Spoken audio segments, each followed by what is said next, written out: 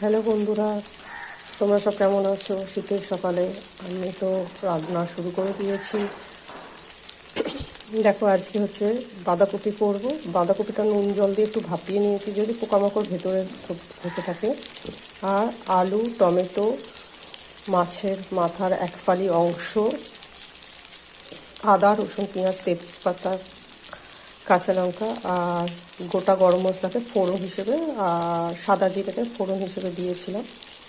এই শুরু করলাম, বেশ হয়ে গেছে। এবার আমি বাঁধাকপিটা একটু দিয়ে, বাঁধাকপি আর কড়াইশুঁটিটা একটু ভাপিয়ে নিয়েছিলাম, এবার বাঁধাকপিটা ঢেলে দিলাম।